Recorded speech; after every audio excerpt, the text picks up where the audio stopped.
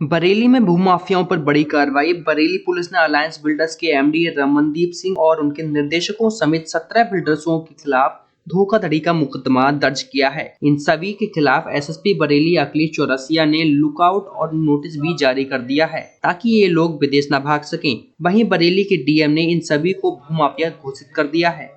देश के जाने माने अरबपति अलायंस बिल्डर्स पर आरोप है कि उन्होंने अपनी मुखौटा कंपनियों के जरिए सरकारी जमीनों पर कब्जा किए और उन पर कॉलोनियां बनाकर उनको बेच दिया। वहीं जानकारी मिलने पर बीडीए ने इन भूमाफियाओं के कब्जे से 100 करोड़ की जमीन को कब्जा मुक्त कराया है। एसडीएम राजस्व और बीडीए की रिपोर्ट के बाद बरेली के डीएम शिवाकांत द्विवेदी ने अलायंस बिल्डर्स के एमडी अरविंद सिंह, निर्देशक रमनदीप सिंह, अमनदीप सिंह, हनी सिंह और युवराज सहित 17 लोगों को भूमाफिया घोषित कर दिया है।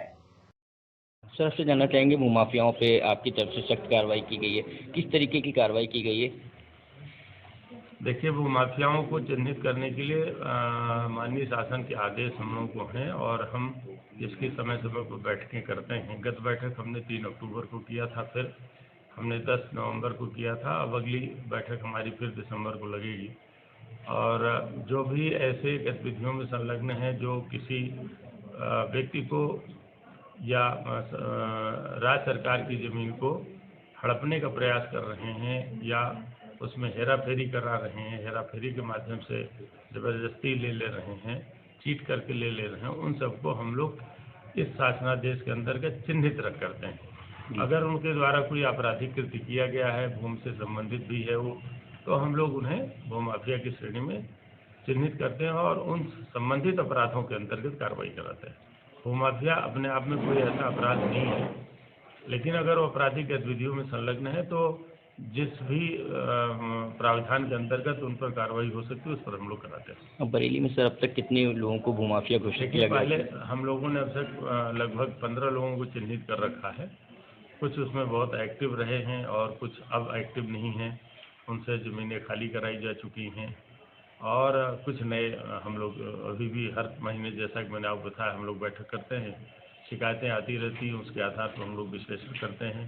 उप जिलाधिकारी की कमेटी है और सीओ की कमेटी है, तहसील स्तरीय कमेटी परीक्षण करके हमारे समक्ष भेजती है।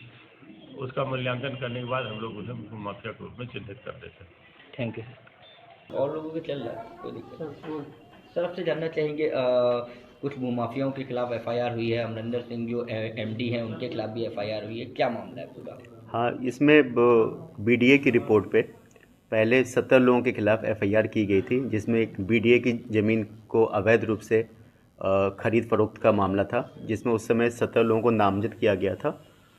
उसमें मामले की जांच की गई, रिकॉर्ड्स डॉक्यूमेंट्स मंगाए गए बीडीए के, राजस्व विभाग के, और जो कंपनी एसके एसोसिएट्स के डॉक्यूमेंट थे उनकी भी जांच पड़ताल की गई। तो ये निकल के आया कि एसके एसोसिएट्स मेन कंपनी जो अलायंस है उसकी एक मुखौटा कंपनी है, जिसमें 95% का स्टेक मतलब अलायंस बिल्डर्स का है।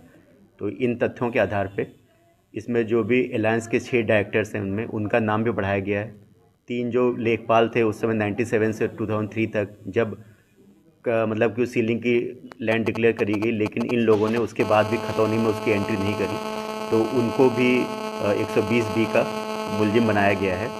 और इन लोगों की गिरफ्तारी के लिए पुलिस की टीमें भी 12 टीमें बनाई गई हैं जो विभिन्न स्थानों पे दबिश दे रही हैं और इन लोगों की शीघ्र गिरफ्तारी करके आगे कार्रवाई की जाएगी। इसके अलावा पुलिस की तरफ से और क्या क्या कार्रवाई की गई है इसमें?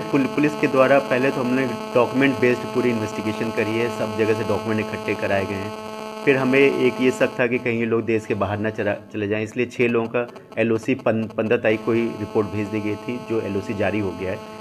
और इसके अलावा हम लोगों ने जो भी इनके जान पहचान के लोग थे या इनके जो भी एड्रेस है जहाँ इनके मकान हैं उनकी भी सूचना एकत्र की जा रही है और वहाँ पे पुलिस टीमें जाके इनकी गिरफ्तारी का प्रयास किया जा रहा है। टोटल अभी तक कुछ लोगों की गिरफ्तारी हुई है क्या इस मामले में अभी तक?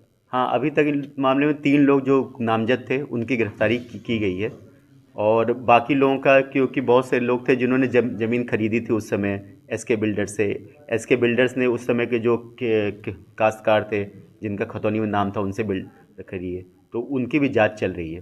सर अमरिंदर सिंह बग्गा के खिलाफ भी एफआईआर हुई है, अभी उनके खिलाफ लुकआउट नोटिस नहीं जारी हुई, क्या ऐसे में लगता है वो विदेश भी भाग सकते हैं? ऐसे में क्या एयरपोर्ट्स वगैरह पे भी सतर्कता बढ़ाई जाएगी? नहीं, इन सब का 6 लोगों का जो कंपनी के डायरेक्टर्स थे उनका लुकआउट नोटिस हमने संदेह के आधार पे 15 तारीख को जारी करवा दिया गया था। उसकी हमें अभी रिसीविंग भी आ गई कि वो इफ़ेक्टिव हो गया है। तो इन लोगों पे तो पहले से था कि एज ए विटनेस भी हम सोच रहे थे कि अगर कुछ इनसे गंभीर सूचना या जो भी रिलेटेड सूचना मिलेगी, इसके मद्देनज़र 15 तारीख को ही, 13 तारीख को मुकदमे लिखने के बाद 15 तारीख को इनका लुकआउट नोटिस हमने जारी